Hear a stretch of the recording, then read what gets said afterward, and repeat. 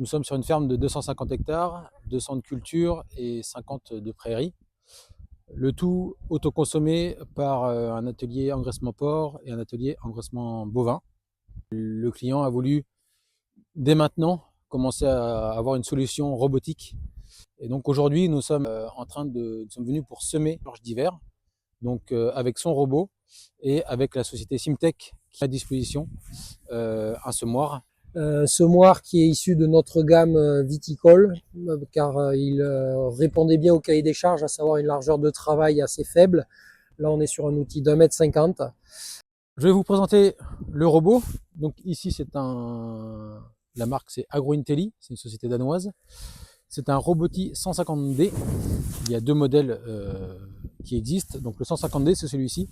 Il est reconnaissable car il a deux moteurs, donc un moteur à gauche et à droite. Et donc un moteur est destiné à l'avancement et au relevage.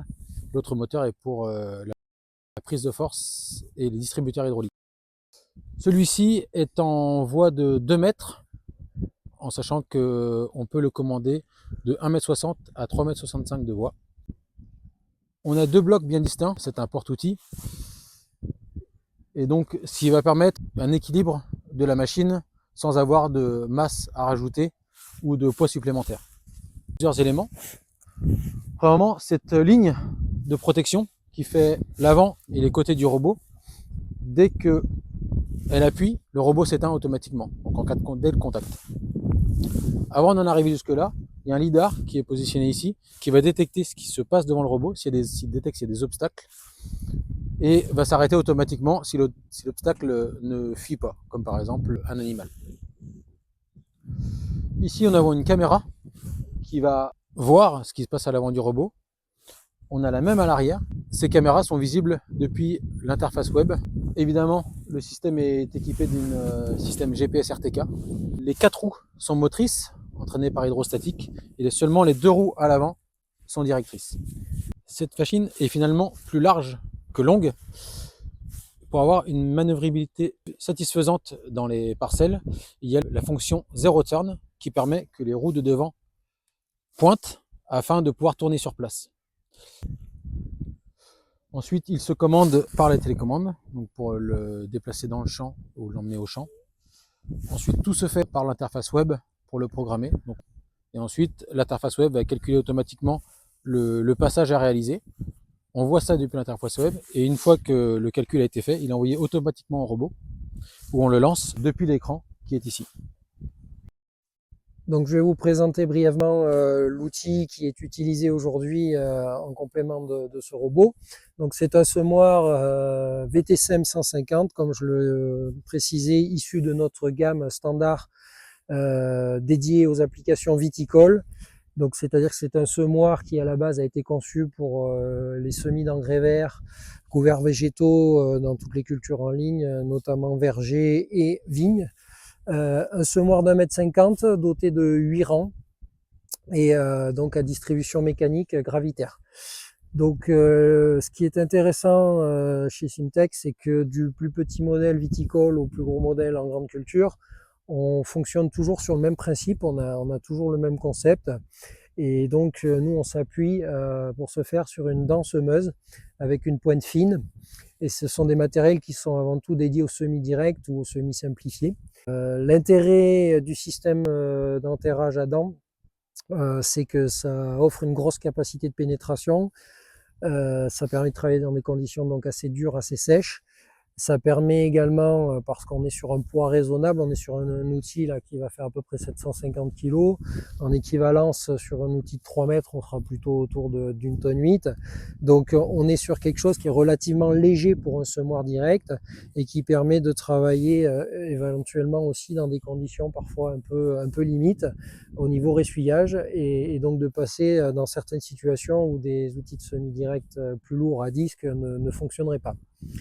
En amont des dents semeuses, on aura des disques ouvreurs dans la plupart des cas qui vont eux cisailler la végétation présente et qui vont aussi limiter la perturbation du sol puisque le sol aura été préalablement incisé face à chacune des dents semeuses. Pour compléter le travail, on a cette herse niveleuse à chaîne lourde donc qui est un principe assez élémentaire de chaînes qui sont raccrochées d'une façon assez spécifique de manière à traîner à la fois sur le sol et sautiller un petit peu. L'effet traînant et le sautillement permet de ramener de la terre fine sur la ligne et de disperser les éventuels débris végétaux présents en surface. Pour la partie haute, donc sur ce modèle-ci, on est sur un modèle à distribution gravitaire, mécanique, tout simple. Bien sûr, sur des outils plus larges, on va proposer des distributions pneumatiques. L'intérêt de la mousse, c'est quand même d'avoir la capacité à doser n'importe quel type de graines, les plus petites, les plus grosses, qu'elles soient rondes, qu'elles soient pointues, et y compris les graines en mélange, puisqu'elle ne va pas faire de tri dans l'appréhension des graines. Cette machine, avec cette voie de 2 mètres et ce semoir de 1,50 m, nous permet d'avoir un débit de chantier de 0,5 hectares à l'heure. Son autonomie au niveau gasoil est de 20 heures. Aujourd'hui, on est dans du terrain où la dose de semis recherchée est aux alentours de 100 kg hectare. Donc on a 2 à 2 hectares et demi d'autonomie. Classiquement sur ce chantier-là, c'est vraiment ça qui va limiter un petit peu l'autonomie du robot. On serait sur du travail du sol, bien sûr, il n'y a pas forcément d'arrêt nécessaire. Là, on va être sur le ravitaillement tous les 4 heures environ. Donc le robot va pouvoir faire son cycle de 4 heures et il va falloir intervenir par la suite pour ravitailler en semences. Donc voilà le travail. Comme je le disais, on n'est pas aujourd'hui sur du semi-direct. Il y a un peu de débris végétal, mais ça reste très raisonnable. Il y a eu plusieurs passages de déchômage, un épandage de fumier entre-temps. Donc on voit la trace de roue qui marque un petit peu, mais qui, comme on peut le constater, n'a pas tassé le sol, puisque le poids de l'outil est très raisonnable. Et donc on va retrouver la ligne de semis ici. Donc on est sur un pas de 18,75 cm et donc un terrain avec une texture relativement sablonneuse. Et notre grain se trouve ici. Voilà, positionné ici, on est sur une orge. Voilà. L'intérêt que je vois à ce projet, c'est quand même de vérifier certaines choses, notamment que des ensembles assez légers comme celui-ci, parce que là on est sur un ensemble en ordre de marche de l'ordre de 4 tonnes, semoir compris, ce qui est quand même relativement faible par rapport à tout ce qu'on voit aujourd'hui. Si on prend un tracteur moyen et un ensemble de semis, on est très vite sur des poids qui dépassent allègrement les 10 tonnes. Et après, on a tendance à s'étonner que les rendements baissent et que les cultures ne poussent plus.